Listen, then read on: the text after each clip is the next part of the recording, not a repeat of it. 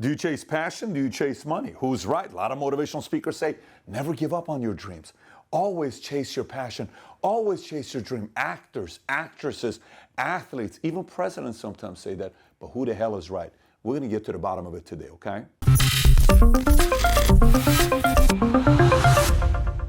So if this video gets you more clear about your decision whether you ought to chase passion or money, I want you to give me a thumbs up and subscribe to the channel. Having said that, let's get right into it.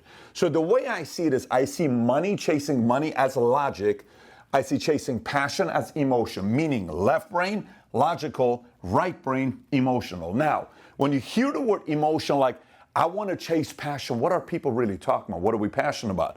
Is it art? Is it sports? Is it travel? Is it animals? Is it movies, fitness, hobbies, partying, faith, God, philosophy? I'm passionate about my church. I'm passionate about art. I'm passionate about sports. What is it you're passionate about to say, I don't want to chase money. I just want to chase passion? Because I've heard if you chase passion, money will follow. It's not always right. I'm 42 years old. I am in love with baseball. I love baseball. Do I go chase being a Major League Baseball player today because I'm so passionate about it? I think money's going to show up.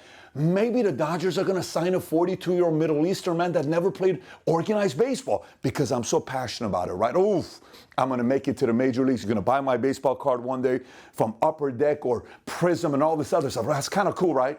Yeah, but is that really something that I'm capable of doing? Ray Dalio once said, he said, you can almost do anything, but not everything. The sooner you know that you can't do everything, the sooner you'll be able to not waste time chasing stuff that maybe you're not going to be able to monetize, right? Or be great at. Now, let's look at logic. Now, watch this. Logic is a little bit boring.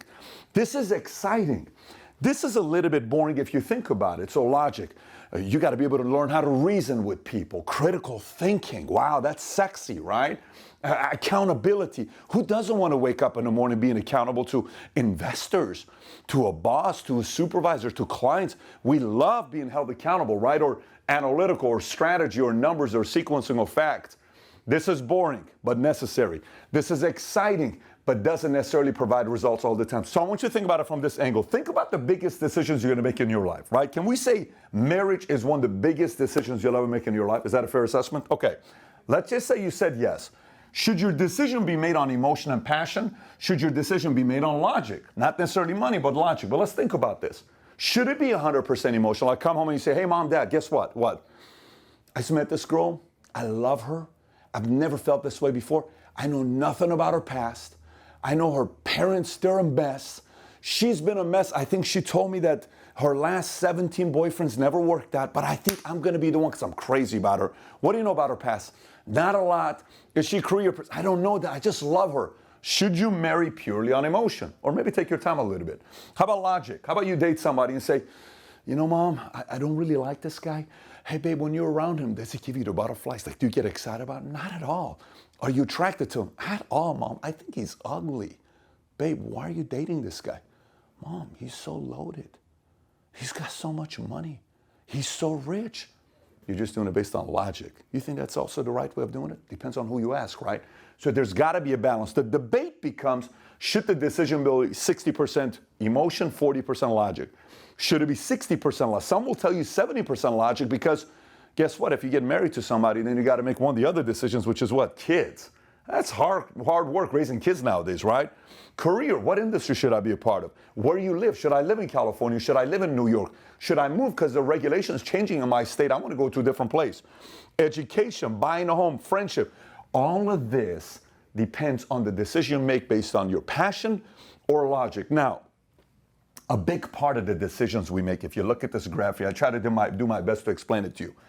The younger we are, from the day we're born to say 80, the younger we are, pink represents passion and emotion.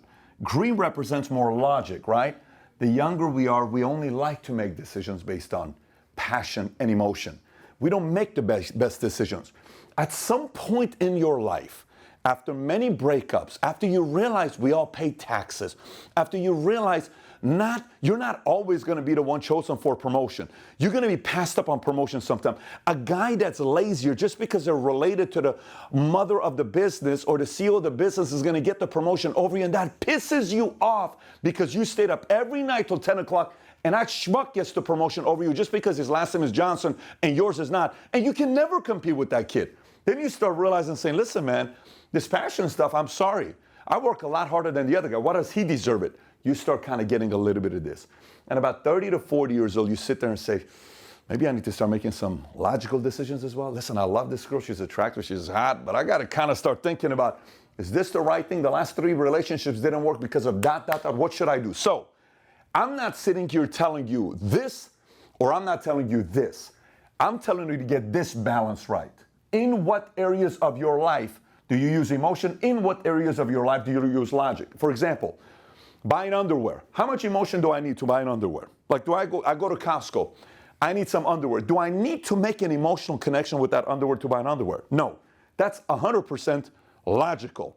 I'm buying an underwear. Now, if you're buying lingerie, does there need to be a little bit of emotional connection to that lingerie? Because, you kind of need to look good at it. And, I get it. So lingerie may be a little bit different. Socks. Are you going to turn somebody on with socks? Hey, look at these socks. Oh, my gosh, you look so sexy today. It's socks. Pure logic, right? Car, you like it. Man, I kind of like it when I sat in it. The engine, maybe a little bit. But you need to kind of balance this part out. By the way, long term, you will win more the more you pay attention to this. Now, let's go back to this. I'm a pretty creative guy. I'm a pretty passionate guy. I'm passionate about a lot of weird things. I like baseball cards.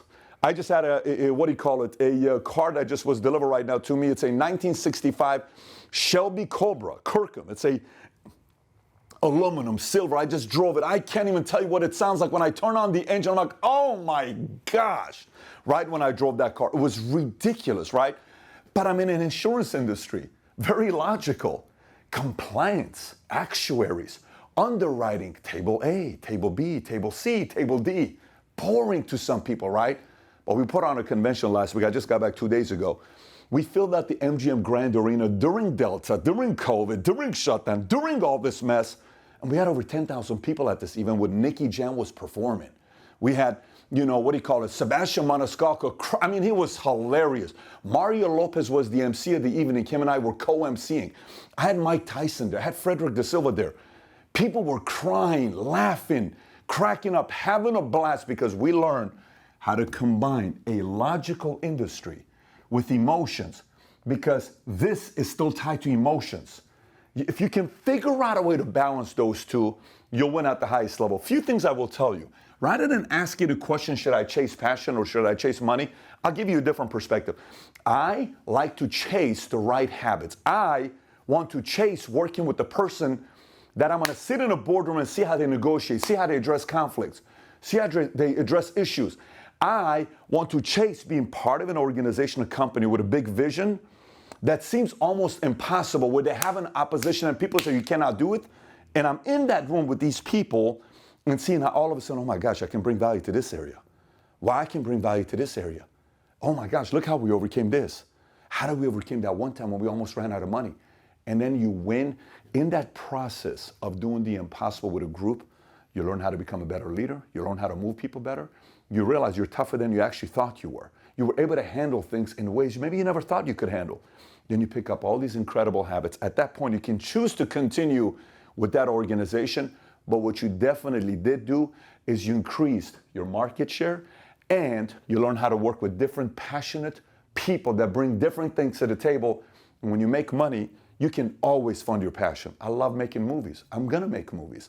I love art. I'm gonna buy a lot of ridiculous art. I love baseball cards. I've bought many and I'm planning on buying a lot more.